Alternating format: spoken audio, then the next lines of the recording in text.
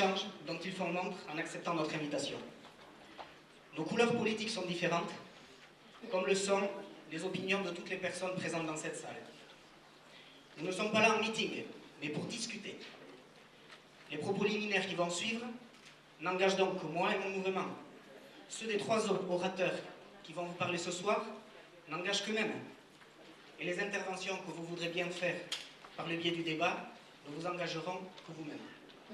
C'est donc dans cet esprit de tolérance, d'écoute et de respect mutuel que nous souhaiterions lancer cette soirée, en espérant que tout le monde ici s'engage à y souscrire tant dans le contenu des propos que dans la forme de les exprimer. Je vous en remercie d'avance. Alors, pourquoi un débat sur la paix? Cela fait longtemps que le conflit basque est analysé, décortiqué. Il était parfaitement inutile de chercher à organiser un débat qui a déjà maintes et maintes fois été mené. Il est malheureux, par contre, que la richesse de ces réflexions n'ait jamais pu, à elle seule, parvenir à lui trouver une issue. Après des décennies de débats politiques et de violences en tout genre, et de toutes origines, le Pays basque reste aujourd'hui enfermé dans une impasse. En mars 2006, il y a donc moins d'1 an, une perspective s'était ouverte, avec l'annonce d'un cessez-le-feu de TA. Cet événement n'était guère l'amorce, mais bel et bien une étape fondamentale d'un processus entamé plus tôt entre l'organisation armée et le gouvernement espagnol essentiellement. Cette étape en appelait donc d'autres, qui ont malheureusement tardé à venir. Quelle est la teneur de l'accord passé entre les deux camps? Là n'est pas le plus important ce soir, aux yeux d'Abbé, car nous pensons que la parole et la décision finale appartiennent à la société civile et à personne d'autre. Il est clair que pour nous, que tandis que d'autres États auraient dû suivre cette trêve, figuraient notamment des gestes de bonne volonté de la part de Madrid, notamment en matière de politique carcérale ou de politique des partis, de loi des partis. De même, l'État français aurait dû saisir cette opportunité de participer de sa place au règlement du conflit armé au Pays basque. Mais ces gestes ont cruellement manqué durant 9 mois, donnant l'impression que pour le gouvernement espagnol, les efforts devaient être unilatéraux et la paix uniquement une reddition. C'est un élément cardinal sur le chemin de l'attentat de Madrid. Pour autant, il est tout aussi clair pour nous que la bombe du 30 décembre est parfaitement inacceptable. Humainement tragique, politiquement lourde de conséquences, selon Abel, ne fait que provoquer un nouveau coup d'arrêt au processus. Le maintien, sans ambiguïté, d'un cessez-le-feu permanent, l'arrêt de toute violence, d'où qu'elle vienne, sont pour nous un élément indispensable à la résolution de la question basque. Ceci étant posé, l'attentat de Madrid et le contexte qui en est issu nous ont amenés à modifier le thème initialement prévu pour cette soirée. À l'origine, nous souhaitions commencer à poser le débat fondamental suivant. Comment fait-on la paix au sein d'une société connaissant de telles fractures? Comment apprendre ou réapprendre à vivre ensemble? Une résolution purement politique du conflit ne pouvant assurément pas, à elle seule, effacer plusieurs décennies de souffrance, voire de haine. Alors que cette résolution nous apparaît à nouveau très lointaine, voire hypothétique, et en accord avec les 3 intervenants, nous avons décidé donc d'élargir la thématique de ce débat au processus politique général, notamment à la manière de relancer celui-ci, dans une telle situation de tension. Mais relancer le processus de paix ne se décrète pas. Cela ne s'improvise pas non plus. La population du Pays basque doit se convaincre elle-même du besoin de mener cette catharsis sociopolitique. Une fois qu'elle en aura pris conscience, il lui faudra apprendre à le faire, apprendre à mener ce processus. Nous sommes convaincus du fait que la paix s'apprend et que nous avons tout à gagner à écouter et à nous inspirer des expériences venues d'ailleurs. Là réside l'esprit de notre conférence débat. Ce n'est pas un hasard si nous donnons ce soir la parole à Michel Rocard, l'homme qui a lancé la Kanaki, la Nouvelle-Calédonie, dans un tel processus, au lendemain même des événements de la grotte d'Ouvéa. C'est un tour de force, à l'époque où il était Premier ministre. Nombreux sont les gens, au Pays basque ou ailleurs, qui se sont passionnés pour le récit de ces événements, de cette aventure, dans le document ou le film « Les médiateurs du Pacifique », vous connaissez probablement. C'est également de Michel Rocard que nous nous sommes inspirés pour l'intitulé de cette soirée, « L'art de la paix ». C'est le livre qu'il avait sorti aux éditions Atlantica il y a quelques années et qui nous a servi à intituler la soirée de ce soir. Dans ce livre, il établissait une analyse critique de l'édit de Nantes en théorisant les modes de mener une négociation. C'est enfin lui dont on avait pu apprécier l'audace dans une tribune libre consacrée à la Corse en l'an 2000 dans le quotidien Le Monde, intitulée « Jacobin, ne tuez pas la paix ». Ce n'est pas non plus un hasard si nous demandons témoignage à Gérard Onesta. Gérard est loin d'être un inconnu au Pays Basque, et encore moins pour Abbé, qui avait soutenu sa campagne lors des dernières élections européennes. Lui qui avait tenu à ce qu'un Basque, en plus militant de la non-violence au sein des démos, figure en 3e position sur sa liste. Depuis, Gérard Onesta d'ailleurs a fait honneur à la confiance que les Basques lui avaient donnée. Lui qui a pris l'initiative de créer un groupe parlementaire de soutien au processus du Pays Basque, au Parlement européen, depuis son poste de vice-président, il nous en parlera probablement tout à l'heure. Ce n'est enfin pas un hasard si nous avons souhaité une présence universitaire, avec celle de Jean-Pierre Massias, professeur ayant enseigné à l'université d'Oxford, analyse des processus de négociation et de résolution de conflits dans le monde, notamment en Europe de l'Est et en Russie, où il a notamment travaillé avec Mikhail Gorbatchev. Et bien sûr, expert indépendant auprès du Conseil de l'Europe. Aux côtés de 2 acteurs politiques, un scientifique doté de ce qu'on appelle ce recul épistémologique nous semblait vraiment important dans la soirée de ce soir. D'ailleurs, Jean-Pierre, qui avait déjà été invité aux universités d'Abbé, aux universités d'été d'Abbé, en tant que spécialiste des processus d'autodétermination, est aussi de plus en plus un fin connaisseur de la problématique du Pays Basque. Nous écouterons donc tour à tour ces 3 orateurs, leur racontant chacun, en gros, une demi-heure, pour certains un peu plus, certains un peu moins, et ils en seront, nous en sommes tous convaincus, les respecter et ne pas les dépasser. Il est évident que, vu le nombre de personnes présentes, nous sommes plus de 400 ici ce soir, il nous a fallu organiser le mode d'expression. C'est pour que des réflexions intéressantes ne soient pas perdues, et aussi pour éviter les redondances, bien sûr, que nous avons adopté un système de questions écrites sur la base de fiches. Vous avez dû les trouver sur vos chaises. Chacun peut y produire une remarque ou y poser une question. Et celles qui n'auront pas pu être exprimées ce soir, faute de temps, figureront tout de même avec les autres sur un livre blanc qui sera par la suite édité. Les intervenants, s'ils le souhaitent, pourront d'ailleurs y répondre dans les semaines qui viennent, s'ils en ont le temps et selon les questions posées. Le but avoué, bien sûr, est de lancer le débat, surtout qu'il ne s'achève pas ce soir. Je vous demanderai donc, comme en matière de méthode, si vous avez formulé un certain nombre de questions, et je vous propose d'ailleurs de ne pas attendre le débat, mais de commencer dès la première intervention, si vous le souhaitez, de lever le bras avec la feuille, et des appariteurs vous prendront la feuille de manière à ce qu'elle puisse être formulée ensuite. Je vous souhaite donc à tous et à tous une bonne soirée, et vous propose d'entrer dans le vif du débat avec M. Massias. M. Massias, à qui l'on pourrait poser la question: aujourd'hui, en Pays Basque, le processus est bloqué. Ce genre de situation a été vécu maintes et maintes fois dans le monde, et en particulier dans des situations que vous avez analysées à plusieurs reprises, par exemple en Europe de l'Est, par exemple également en Afrique. Comment fait-on aujourd'hui pour poser les bases de la relance d'un processus politique quand la société est aussi fractionnée, quand les gens s'écoutent aussi peu? Jean-Pierre Massias.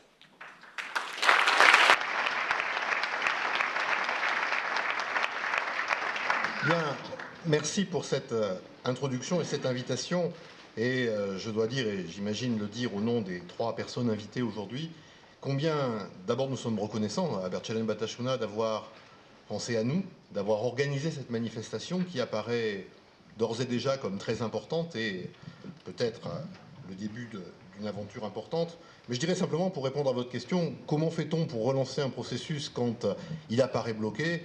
Eh bien, cher Peyo, on fait exactement ce que vous avez fait aujourd'hui, c'est-à-dire qu'on organise des débats et on permet aux gens concernés au premier chef par le problème dont il s'agit d'en parler ensemble et de faire remonter un dialogue quand le dialogue a parfois du mal à descendre des institutions qui sont censées le porter. Alors, merci de m'avoir invité donc et merci de me donner la parole, même si, a priori, mes compétences universitaires et les quelques missions que j'ai pu faire pour le Conseil de l'Europe ne m'amènent pas directement à parler de processus de paix. Moi, je suis plutôt un spécialiste des transitions démocratiques, c'est-à-dire du passage de la dictature à la démocratie, mais je pense cependant qu'au fond, transition démocratique et processus de paix sont des éléments qui sont assez proches, d'abord par leur structure, puisque dans les processus de paix, comme dans les transitions, on parle de table ronde, on parle de négociation, on parle de calendrier, on parle de sortie de crise. Donc je crois qu'ici, on est déjà dans un domaine assez proche de celui qui nous intéresse. Il y a aussi une connexité forte entre transition démocratique et pacification tout simplement parce qu'on dit souvent que la meilleure manière de pacifier un conflit, c'est de procéder et d'augmenter la démocratie de l'espace dans lequel il intervient. Et puis, je dirais surtout, ce qui me paraît être le plus important dans la connexion des sujets que vous m'avez demandé d'évoquer, c'est au fond de se poser la question du problème de la violence sociale, de la violence du conflit, et d'essayer de comprendre à la fois comment cette violence s'organise, et surtout, de voir comment on peut essayer d'agir contre cette violence pour non seulement la résorber, mais peut-être aller plus loin et la rendre inopérante dans la société. Alors, je dirais qu'à l'origine, la violence repose sur un paradoxe, que ce soit la violence totalitaire ou la violence guerrière. Pour moi, d'ailleurs, c'est un peu la même chose. Un régime totalitaire, c'est un régime de guerre civile, simplement, le déséquilibre des forces est tellement important qu'un camp écrase l'autre, et l'autre camp n'a pas fatalement de moyens de résister, mais on est bien dans une relation violente. Bien, la violence repose sur un paradoxe. Le paradoxe, c'est que toute société, tout groupe humain, toute organisation génère des conflits, génère des contradictions d'intérêts. Je crois que ces contradictions d'intérêts, elles sont normales et elles sont plutôt saines. Quand on tente de les réduire artificiellement, on tombe dans le système totalitaire. Donc toute société génère des conflits.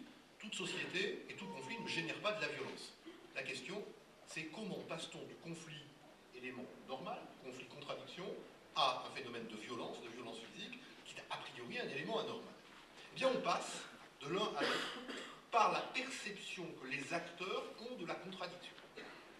Pour faire simple, vous êtes tous et nous sommes tous dans nos sociétés, dans nos groupes humains confrontés à des contradictions. Si nous percevons ces contradictions comme intolérables, injustes, exacerbées, nous allons nous autoriser la voie de la violence pour régler cette contradiction par le conflit et par la violence. Donc, au fond, la question, c'est la violence sociale. Et qu'est-ce que c'est que la violence sociale? Et bien là encore, on peut essayer de décomposer une éventuelle cartographie de la violence.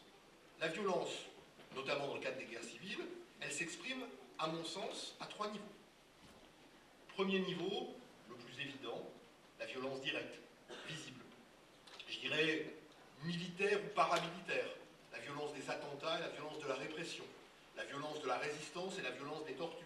La violence des arrestations arbitraires et la violence de la résistance physique. Mais cette violence-là me paraît être, en dépit du paradoxe dont j'ai conscience d'évoquer ici, me paraît être au fond peut-être la moins importante, ou en tout cas la face simplement émergée d'un iceberg plus important.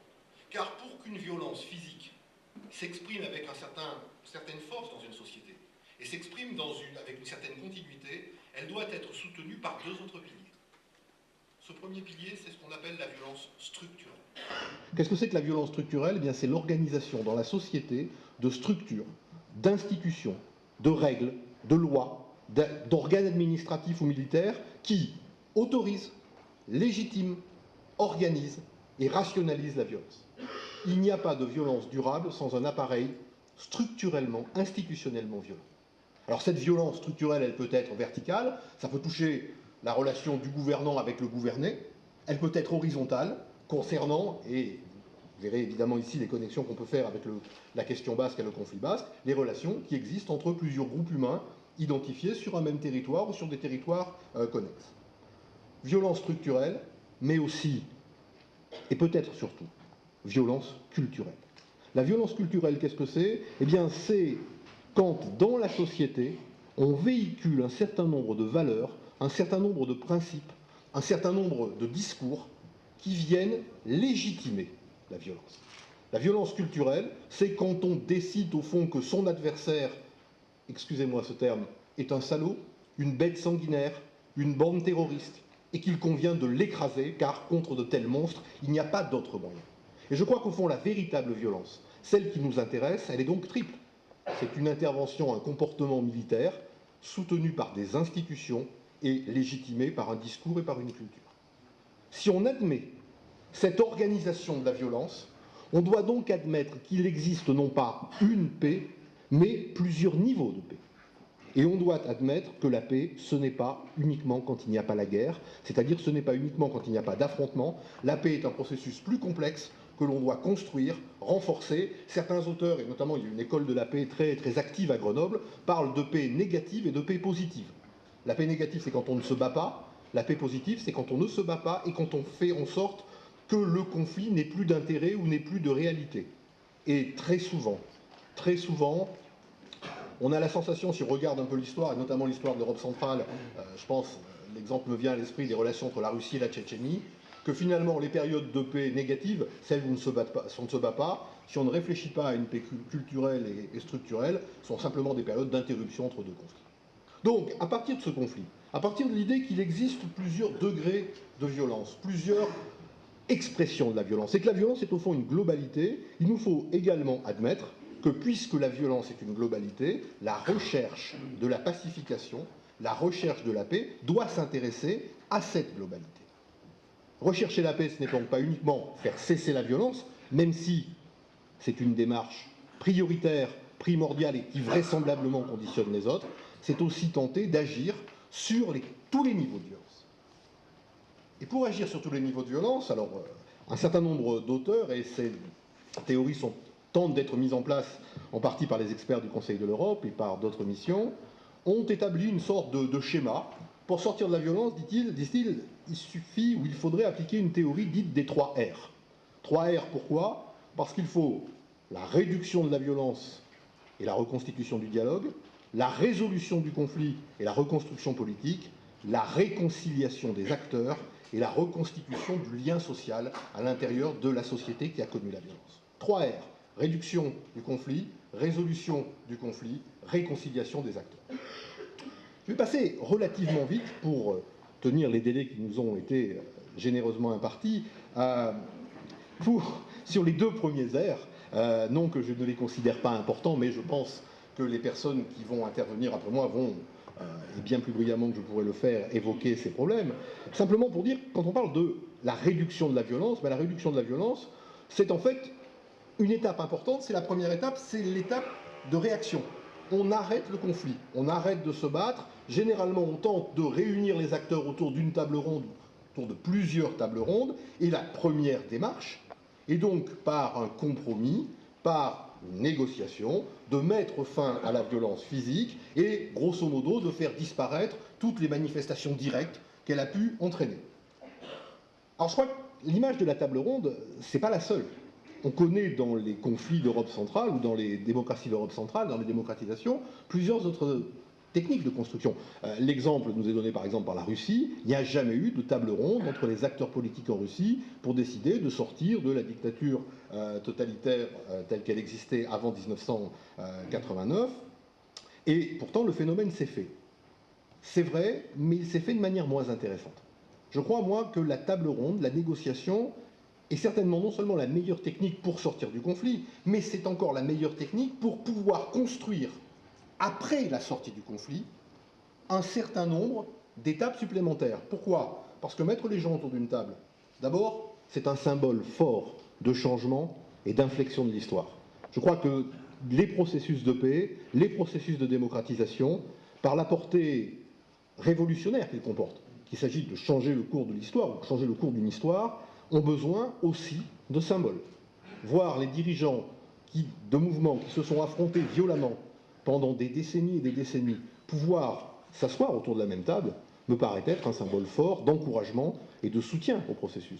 Je me souviens, j'étais encore étudiant à l'époque, avoir assisté à la première séance de la table ronde en Pologne en 1989, donc entre le syndicat Solidarité qui venait à peine d'arracher sa légalisation, c'est-à-dire les vestiges, mais le terme serait certainement un peu trop fort, du Parti communiste polonais, et puis un certain nombre d'acteurs médians, de phénomènes séquents qui viennent un peu rapprocher les éléments, qui étaient notamment l'Église et un certain nombre d'organisations sociales.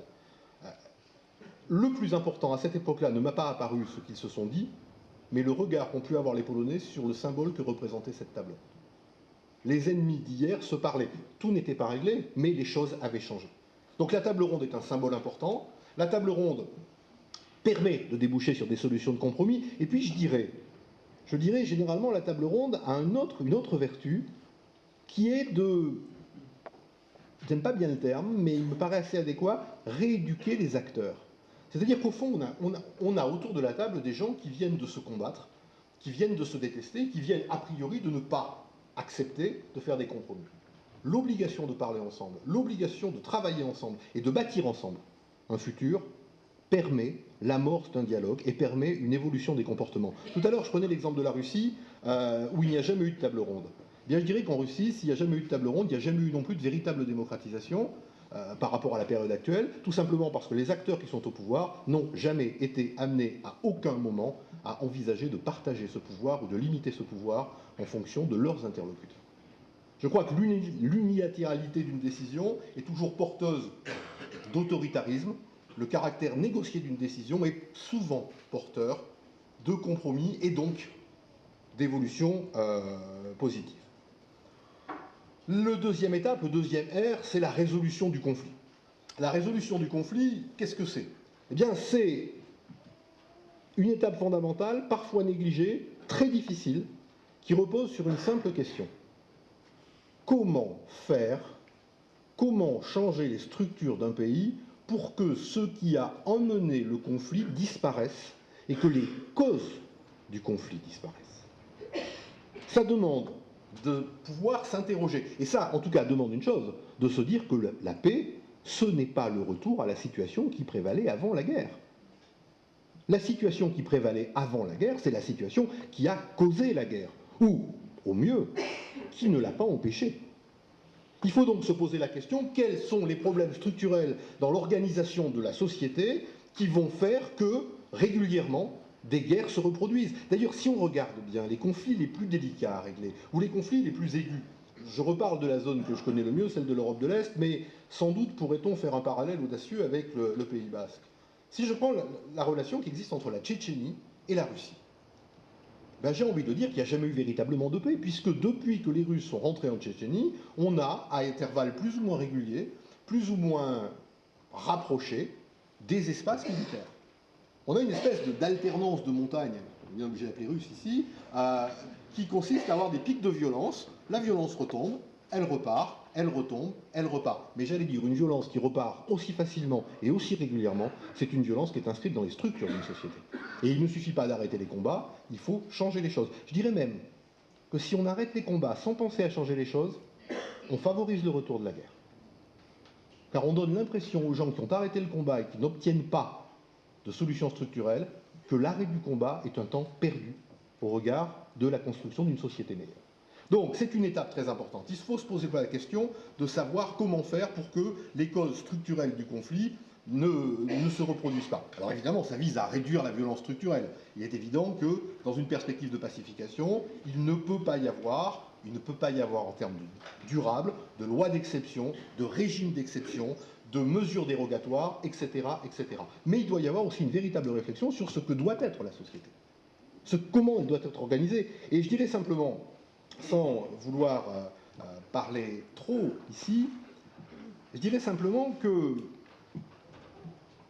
l'expérience que je peux avoir, et c'est certainement le domaine où je suis, en tant que constitutionnaliste, le plus intervenu, l'expérience que je peux avoir, au fond, montre que cette période présente un certain nombre de caractéristiques. Au fond, et on l'aura tous compris, il s'agit ici de reconstruire une société ou de construire une société démocratique ou plus démocratique pour que la démocratie puisse réguler les fameux conflits et les fameuses contradictions qu'on évoquait tout à l'heure. Mais comment faire pour construire une société démocratique? Alors évidemment, je ne dirai pas et je ne donnerai pas ce soir de recette miracle, car il n'y en a pas. Je dirais que la construction de la société démocratique, c'est quelques principes intangibles et des solutions adaptées au contexte et aux spécificités culturelles, historiques et sociales. Je pense simplement que l'on ne doit pas ici se contenter d'une démocratie formelle. Une société peut avoir toutes les apparences de la démocratie sans pour autant voir son fonctionnement être démocratique. On ne doit pas non plus se contenter d'une démocratie globale. L'exemple de la Russie est ici intéressant. Globalement, le territoire russe a été organisé de manière plutôt correctement démocratique au regard de son passé soviétique. Globalement. Mais certains territoires, en raison de leur histoire, je pense notamment au territoire du Nord-Caucase, à la Tchétchénie, à l'Ingouchie, etc., demandaient un traitement démocratique spécifique. La démocratie, ce n'est pas simplement d'accorder le droit de vote à tous les citoyens, c'est de se poser la question de savoir si sur son territoire, il n'y a pas des citoyens qui réclament plus que le droit de vote ou le droit de voter sur des choses que l'on peut éventuellement leur rejeter. Les citoyens tchétchènes demandaient un vote sur l'autodétermination. Ils n'ont pas été entendus. Pour autant, la démocratisation globale de la société russe et de l'État russe est incontestable. J'allais dire également, et c'est peut-être le point qui me paraît un des points qui me paraît les plus importants, c'est que cette phase de reconstruction, cette phase de résolution du conflit par la reconstruction institutionnelle, demande de l'audace, demande de l'imagination et demande certainement de ne pas se lier les mains par avance dans la négociation. Je m'explique. Il s'est trouvé que j'ai pu être associé avec une commission du Conseil de l'Europe au problème délicat de la gestion des frontières dans les Balkans, c'est-à-dire grosso modo dans l'ex-Yougoslavie, et puis en Hongrie et en Roumanie. Le problème qui se pose dans ces États, pour faire très simple et pour faire certainement simplificateur, c'est que les frontières juridiques, héritées de les dernières frontières juridiques, car elles n'ont cessé de changer, ne correspondent pas au positionnement ethnique de la société et qu'il y a au fond disconnexion entre des peuples et des structures. Deux solutions ont été appliquées différemment. La Yougoslavie, je dirais, a appliqué une solution classique. Alors, pas la peine, enfin, on pourrait développer, mais on perdrait du temps par rapport à notre thème. Mais la Yougoslavie, on a appliqué des solutions classiques, c'est-à-dire qu'on a entendu dire chaque peuple a droit à sa souveraineté, et grosso modo, on a maintenu l'équation en place, peuple, souveraineté, territoire, frontières, etc. Et qu'est-ce qu'on a fait? On a découpé le territoire ex-yougoslave en autant de parties qu'il pouvait y avoir de revendications. On n'a pas fait complètement comme ça, mais grosso modo, on est passé d'une fédération yougoslave à 6 États, puis la Bosnie-Herzégovine posant un problème, on l'a elle-même divisée en 2 sous-États, la République serbe et la Fédération bosno-croate, et puis la Fédération bosno-croate posant des problèmes, on a regroupé en plusieurs cantons, des cantons spécifiquement croates, etc., etc. On a fait la même chose pour le Kosovo, en donnant une indépendance au Kosovo, en proposant une indépendance pratiquement intégrale pour le Kosovo, mais le plan qui a été proposé récemment par les diplomates finlandais qui en a été chargé prévoit, j'allais dire c'est bien normal en matière, quand on voit le contexte, de faire des cantons à l'intérieur du Kosovo, dont certains seraient un peuplement majoritairement serbes et d'autres, pour la plupart du temps, un peuplement kosovar d'origine allemande. Donc on a fait ces vieilles solutions. Ces vieilles solutions, je dis ces vieilles parce que c'est des solutions traditionnelles en droit constitutionnel, elles n'ont pas marché. Elles n'ont pas marché parce qu'on ne cesse de continuer à fragmenter un État. Il va bien falloir un jour s'arrêter. On ne peut pas subdiviser systématiquement. Et ces solutions-là, elles ont fait quoi? En accréditant l'idée qu'il fallait un territoire pour chaque peuple, on a surtout validé l'idée que deux peuples ne pouvaient pas vivre en parfaite harmonie sur un même territoire. C'est une espèce de validation judiciaire et législative de l'idée d'incompatibilité de vie entre des peuples différents.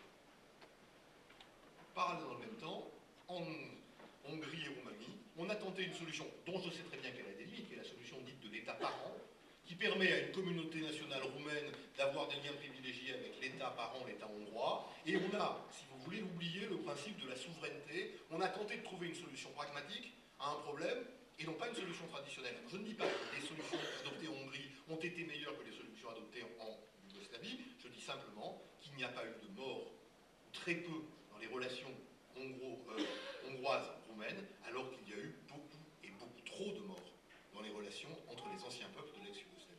Il faut donc oser réfléchir et inventer de nouveaux concepts, et peut-être pas se bloquer sur des concepts anciens. Avec les étudiants de l'Université de Bayonne, ce matin, nous faisions un constat que finalement, aujourd'hui, la frontière, c'est un élément très important, symboliquement, c'est un élément qui, politiquement, est quasiment indéplaçable, et c'est un élément qui, pourtant, techniquement, peut être très facilement contournable par le biais d'un certain nombre de techniques. Je ne prétends pas là aussi proposer des solutions miracles, je crois qu'il ne faut pas s'enfermer dans des schémas préalables par trop réducteurs quand on tente de réduire un conflit que justement on n'a pas réussi à résoudre. Et puis, je dirais, et c'est surtout ce point-là que je voulais développer dans les quelques minutes qui nous restent, que le troisième R, l'ère de la réconciliation, est de loin le plus important. Qu'est-ce que ça veut dire la réconciliation? Ça veut dire au fond que pour que la paix soit forte, réelle, possible, il ne faut pas se contenter de faire cesser la violence et de réformer les structures. Il faut s'interroger sur le lien social et les principes sociaux qui unissent ou qui séparent ceux qui peuplent l'espace concerné. L'idée de base, et je crois qu'elle est simple mais qu'elle est incontournable, c'est que nul ne sort indemne d'une période de guerre civile, nul ne sort indemne d'une période de régime totalitaire. Toutes les mentalités, les esprits, les comportements ont été à ce point traumatisés que l'on ne peut pas faire semblant que les choses ne se soient pas passées. On met en place de nouvelles relations, de nouvelles structures, encore faut-il s'intéresser au comportement des hommes et des femmes qui feront vivre ces structures. Et je crois que ici, si l'on veut faire disparaître la violence, il faut, d'une manière ou d'une autre, selon des techniques et des approches qui sont propres à chaque société, se poser la question de la réconciliation des acteurs. Prenons un exemple qui nous apparaîtra tous évident. Les guerres franco-allemandes ont été récurrentes pendant un siècle. Elles n'ont cessé que depuis qu'on s'est posé la question d'une réconciliation réelle et structurelle entre les Français et les Allemands. Alors évidemment, la réconciliation, c'est quelque chose d'extrêmement difficile. Ça revient à essayer de mettre en place une politique qui font que les victimes de violence et ceux qui ont commis la violence se réconcilient et puissent vivre ensemble. Alors quand on parle de la réconciliation, on a toujours un exemple en tête, c'est l'exemple de l'Afrique du Sud. Vous savez que l'Afrique du Sud a connu une transition démocratique par bien des égards remarquables. Elle a été conduite dans les années 94-96 et elle a connu une institution, la commission Vérité et Réconciliation. Alors cette commission, qui était composée de 11 membres, nommés par le gouvernement et par le président Mandela, avait pour mission d'accorder l'amnistie à tous les auteurs de violations graves concernant les droits de l'homme à partir du moment où ces acteurs pouvaient justifier d'avoir agi dans un cadre politique et non pas personnel et crapuleux, qu'ils faisaient la demande expresse auprès de la commission d'obtenir un pardon, qu'ils démontraient un repentir suffisamment fort et qu'ils demandaient pardon à leurs victimes directes.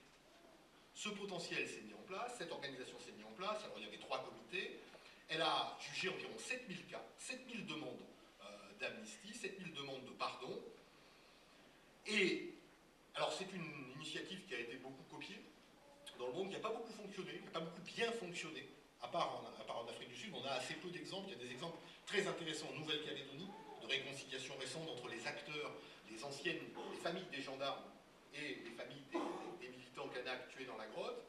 Et je dirais que cette expérience d'Afrique du Sud, alors qui est vraiment très, très impressionnante, très importante, mérite un certain nombre de commentaires. Premier commentaire, il ne faut pas céder à une apparente facilité. C'est un modèle extrêmement délicat à mettre en place. C'est un modèle extrêmement délicat à mettre en place. Et ça ne marche pas à tous les coups. C'est un modèle qui dépasse d'abord sur la forme d'un simple tribunal. Ce n'est pas un tribunal. On ne juge pas. On réconcilie. Il n'y a pas de relation par l'intermédiaire d'un juge. Il y a un dialogue entre les acteurs. C'est un modèle qui, pour fonctionner, doit reposer sur une très stricte égalité. Il n'y a pas, et il ne peut pas y avoir dans l'esprit de l'Afrique du Sud et sa solution, de bonnes ou de mauvaises victimes. De victimes légitimes ou de victimes illégitimes. Toute personne ayant subi des violences dans la période du conflit peut obtenir le statut de victime et peut obtenir l'empathie sociale en raison de ce statut. L'ANC, qui a mené un combat dont tout le monde ici mesure la justice et la force, qui était vainqueur de la transition, et un vainqueur ô combien légitime de la transition, a été amené également à répondre à un certain nombre de ses agissements devant la commission Vérité et Réconciliation. L'ANC avait notamment une pratique qui consistait à éliminer physiquement ceux dans la communauté noire dont elle pensait qu'ils étaient des indicateurs de la police. Elle avait aussi une activité militaire parfois extrêmement vigoureuse face aux policiers blancs. Les gens qui ont été à l'origine de ces morts ont eu à venir présenter leurs regrets devant la commission, bien évidemment en nombre bien moins important que l'ensemble des tortionnaires blancs qui avaient participé. Je crois que ça nécessite quelque chose de fort. Je crois aussi que ça nécessite une acceptation sociale extrêmement importante. Ça nécessite un élément social extrêmement important, c'est-à-dire qu'il faut que tout le monde joue le jeu. Ce qui n'est pas évident. En Afrique du Sud, la commune est libre de ce point de vue-là. Certains ont refusé de venir dans la commission. Je crois également, quand on dit que c'est un modèle délicat, il ne faut pas oublier que ce n'est qu'un élément. Et que si la réconciliation a été possible en Afrique du Sud, c'est aussi parce que l'organisation de la transition avait été exemplaire et que des mesures constitutionnelles de rétablissement de la justice et de partage du pouvoir avaient été adoptées. On ne réconcilie pas, j'allais dire, de manière isolée. On réconcilie dans un contexte qui porte à la réconciliation. C'est donc un modèle délicat, le modèle sud-africain. C'est un modèle aussi certainement insuffisant. Il ne suffit pas de réconcilier, on va dire, les victimes et les auteurs des violences. Il y a dans toute société traumatisée, toute société qui a connu une crise de violence, ce que les historiens appellent, alors je n'aime pas beaucoup l'expression parce qu'elle n'est vraiment pas jolie, une zone grise. C'est-à-dire l'ensemble de la population qui n'a été ni résistant, ni collaborateur, qui a subi une violence indirecte, qui a simplement, on va dire, payé le prix de l'angoisse, de la tension sociale. Il est évident que la réconciliation à ce niveau-là ne se fait pas de la même manière, même si il est important aussi d'associer cette population-là, numériquement la plus nombreuse, à ce processus. Donc, il faut penser à tout le monde, et on ne peut pas simplement s'inspirer de la relation victime-commettant de violence, on peut penser aussi à l'éducation, et des expériences très intéressantes sont menées aujourd'hui de processus de formation et d'éducation pour les enfants des générations issues de la violence à un nouveau mode de gestion des conflits. Ce que je veux dire par là, et je ne suis pas en train de faire un catalogue de ce qu'on doit faire ou pas faire, ce que je veux dire par là, c'est qu'on a une démarche globale et qu'après tout, réconcilier les choses, c'est pas facile. Et enfin, ma dernière remarque, parce que je vais reprendre les yeux inquisiteurs de Pello Echeverría, mais il me reste encore au moins 2 minutes, avant le temps généralement lui pour le dépassement. Donc ma dernière remarque, c'est de dire que si c'est un modèle délicat, si c'est un modèle insuffisant, je crois très sincèrement que c'est un modèle essentiel. Il n'y a pas de pacification sans réconciliation au sens le plus large du terme, car la réconciliation, c'est ni plus ni moins que s'attaquer à la violence culturelle, qui est le véritable fondement de la société violente. On ne peut pas se réconcilier quand on s'insulte. On ne peut pas se réconcilier quand, à longueur de discours, à longueur de journaux, à longueur d'intervention, on désigne son adversaire par des termes infamants, déshumanisants. Se réconcilier, c'est d'abord reconnaître dans son adversaire une part d'humanité, et c'est quand on est capable de reconnaître cette part d'humanité dans son adversaire que l'on est capable, même si c'est difficile, de pouvoir imposer des relations humaines, c'est-à-dire des relations pacifiques. Donc il n'y a pas de pacification sans réconciliation, et j'allais dire, le plus difficile dans la réconciliation, c'est d'abord de se l'appliquer. On a toujours tendance à se dire, quand on parle de la réconciliation, notamment aux étudiants, notamment dans des conférences, notamment dans des séminaires que j'ai organisés en Europe de l'Est, on dit, oui, c'est très bien en Afrique du Sud, mais évidemment, chez nous, c'est pas possible. Et pourquoi c'est pas possible? Qu'est-ce qui peut expliquer que ça soit impossible au regard de ce qu'ont pu vivre les Noirs d'Afrique du Sud face à l'apartheid? Qu'est-ce qui peut l'expliquer? C'est simplement une sorte de blocage totalement respectable, totalement compréhensible du poids des souffrances, du poids de la difficulté. Mais je crois que c'est ici que se tient le lieu de la réconciliation. Et d'ailleurs, ce n'est pas un hasard, c'est une forme particulière de justice. Au fond, la réconciliation, c'est admettre que la justice doit parfois céder le pas à d'autres sentiments, qui peuvent être justement le pardon, qui peuvent être la volonté de mettre fin à cette culture de la guerre. On accepte de ne pas gagner, on accepte de ne pas se venger, parce qu'on accepte au fond, on se dit au fond que si on considère son adversaire comme n'étant pas une bête, il ne nous considérera pas non plus comme une bête, et que nos enfants pourront vivre comme nous n'avons pas pu vivre dans le conflit. Je garde à l'image, en moi, une image très forte d'une tentative de réconciliation qui avait été menée en Irlande. Alors évidemment, elle a la portée d'une image, c'est-à-dire pas grand-chose, un symbole. C'est une réconciliation qui a été menée par Monseigneur Desmond Tutu, c'est-à-dire celui qui a présidé la commission réconciliation de l'Afrique du Sud, et Desmond Tutu avait réuni des victimes du conflit irlandais, il n'était pas seul, il y avait des psychiatres, etc. Et il y avait notamment un ancien partisan, un partisan de l'IRA, face à une victime d'un attentat. Et au bout d'un dialogue très tendu, car évidemment, le début du dialogue est tendu, la question La question de savoir, n'est pas de savoir si nous sommes pleinement responsables de nos actes ou si nous avons été pris dans un contexte. La question est quel monde voulons-nous bâtir pour nos enfants. Et je crois que sans cette question, même si elle peut apparaître utopique, même si elle peut apparaître difficile, il n'y a pas, et il ne peut pas y avoir de processus de réconciliation. J'allais dire simplement, et pour conclure, que la réconciliation, c'est passer de la souffrance à l'avenir. Et le seul passage qui existe entre la souffrance et l'avenir qui soit admissible, c'est le passage du respect.